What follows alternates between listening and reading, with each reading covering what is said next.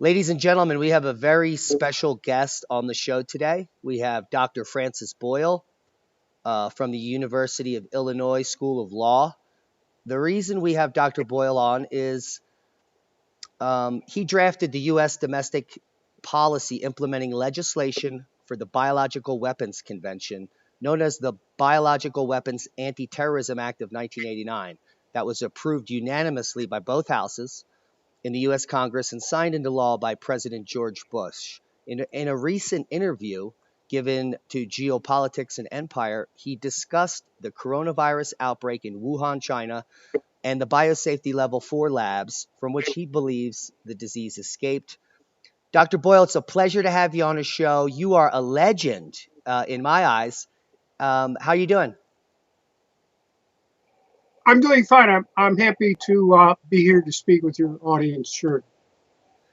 So, in recent podcasts, I've been discussing with a doctor in Manhattan the nature of this virus, the nature of the outbreak, and we've even been discussing some of the conspiracy theories surrounding it. Now, let me bring you up to speed with what I think has happened, and then I want your point of view. Um, there is evidence that potentially the coronavirus was being genetically manipulated for biological weapons purposes in Canada. And then an incident occurred in that lab where someone might have stolen some of this coronavirus biological material. And somehow the Wuhan biological BSL-4 lab is now being blamed. Regardless, this is potentially a dangerous biological weapon that is spreading right now uncontrollably, even though they're trying to control it. So, what are your thoughts on the conspiracy theory that I presented, and the nature of the disease, and the fact that you believe it's a biological weapon? Right. Well, let me first start with the Wuhan ESL. So, uh, in my opinion, yes, this was offensive biological warfare weapon that was being DNA genetically engineered at that laboratory that somehow escaped the laboratory. I'm not saying it was deliberate. Right now, all the evidence seems to be that it escaped. And indeed, there have leaks before from that laboratory. As far as I can figure out right now, it's a DNA genetically engineered combination of the SARS virus, the flu virus, and it looks like HIV and who knows what else. It has gain of function properties, meaning that it could travel through the air by at least 6 feet, which is a tip-off DNA genetically engineered gain of function. So it is far more dangerous, I think, than the public is being told. Now, as for it coming from Canada, we do know that Winnipeg laboratory up there where these Chinese individuals work, that is the Canadian equivalent of Fort Detrick. So it could have been that they stole some technology from the Winnipeg lab and brought it over there to China. But again, the real origins here is that Wuhan BSL-4 facility. And again, it's far more dangerous than certainly the WHO, CDC, anyone else are telling you.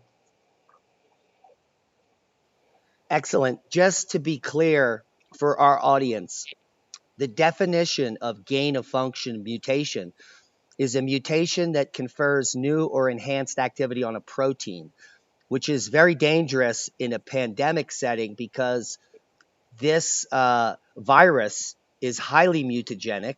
And there was a paper that just came out we covered yesterday where a family unit, the virus mutated from one person to the next. And so that would be where the gain of function is coming from. Now, is this typically implemented in a biological weapon? Yes, that's the only use for gain of function technology is a biological warfare weapon. Indeed, the U.S. government put a temporary halt on this type of work I guess because of public pressure, scientific pressure, and then they lifted the halt and they were back into it. So, and by the way, this is all supported by the so-called National Institute of Health and CDC and the others. They are up to their eyeballs in offensive biological warfare weapons work. So you really can't trust anything these people are telling you. I find it ironic that the World Health Organization is actually supposedly, quote unquote, cutting down on fake news when they themselves are the ones that are perpetrating most of the fake information. That is correct, and the this Wuhan BSL-4 lab was a specially designated WHO research lab, so they knew full well what's going on here, and they're lying about it. WHO is again up to their eyeballs in DNA, genetic engineering, biological warfare weapons. And WHO is also in the pocket of big pharma. So again, you really can't trust anything the WHO is telling you here.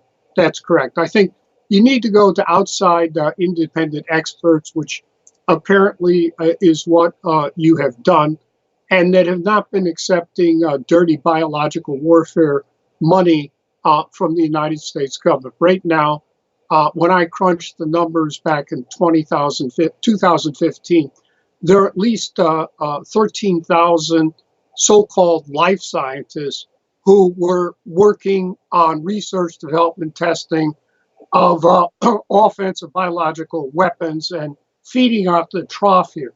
So you have to be very careful about whose advice you're taking. Now, what I have up on the screen is the Wuhan HU1 complete genome, the first isolated complete genome, and it appears to have one, two, three, four, five, six, nine parts that were added, or nine protein sections that have been isolated. And this would be part of the engineering process. Uh, what That's correct. what do you know about this virus and its capability? Well, again, I'm just estimating from my study of the situation.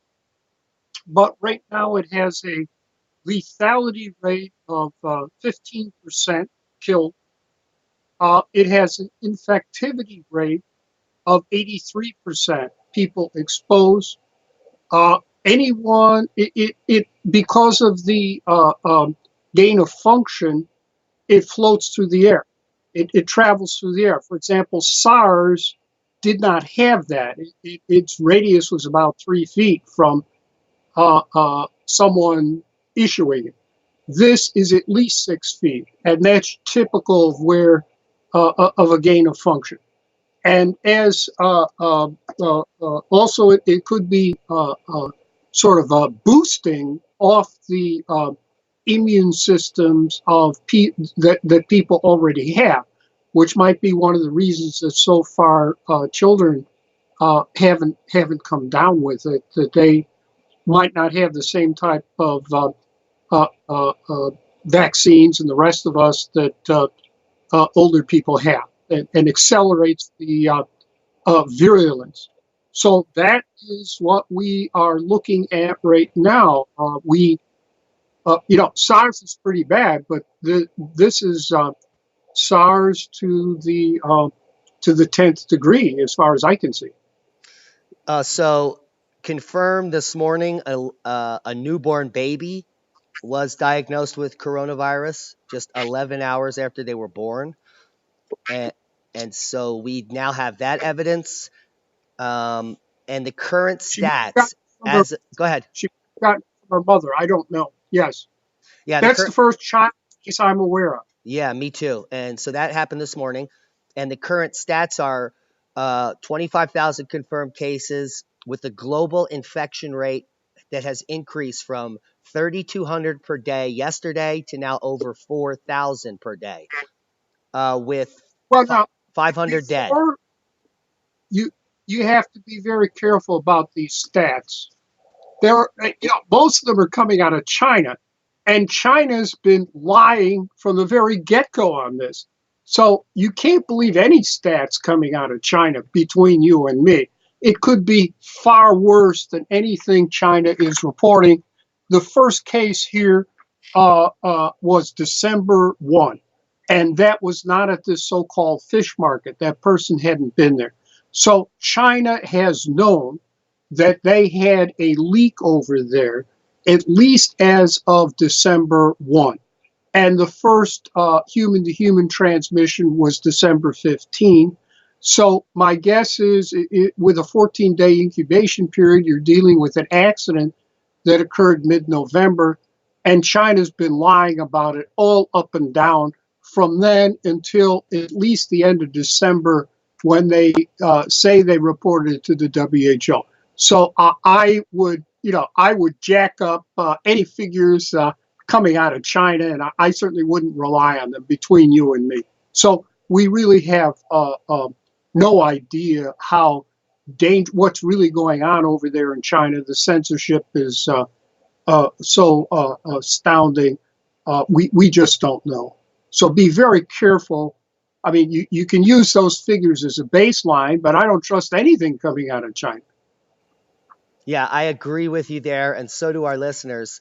And we've been using the rule that you could multiply these numbers by 5 or even 10, because Right, the official charts don't even show infections until sometime on the third week of January, which is ridiculous. of course.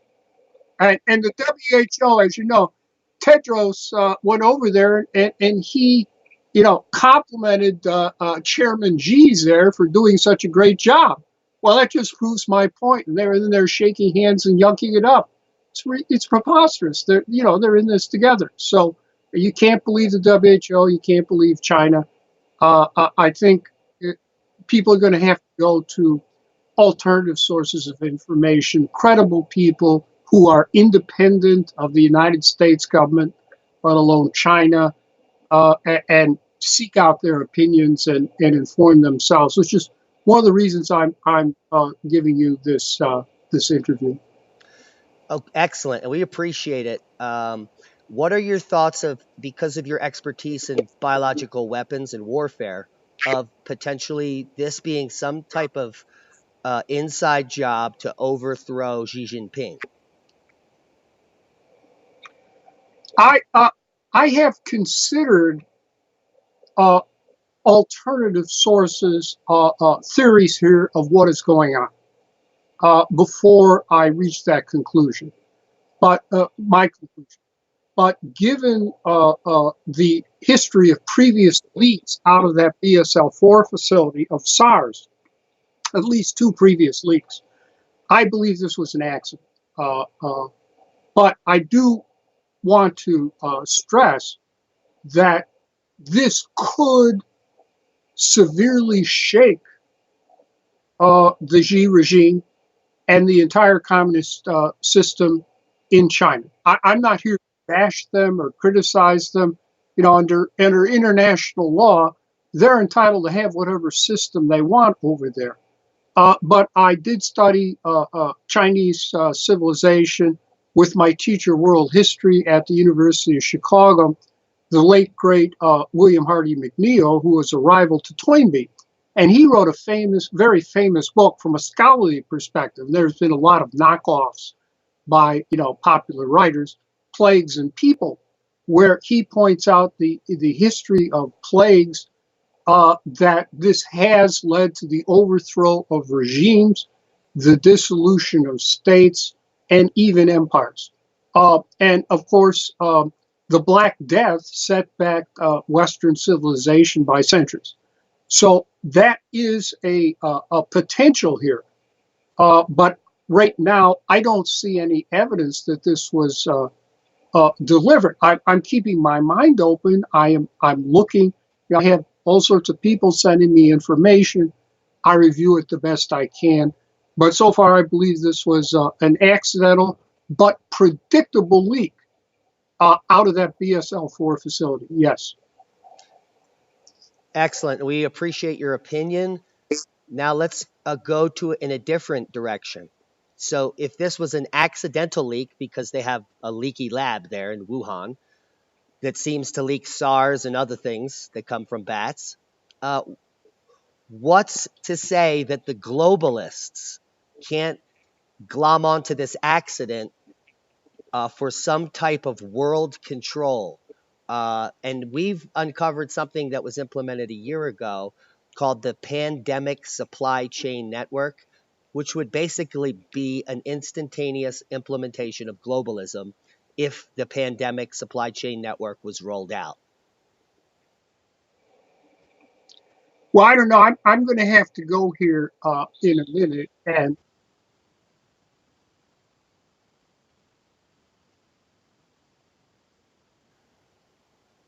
You froze up there for a minute, Dr. Boyle. Are you still with us? yeah, I'm here. But I just assume at this point and not go into further geopolitical implications at this time. But I Okay. do think you all have to be very suspicious of anything we are being told here by U.S. government authorities, the United Nations, the WHO, and China.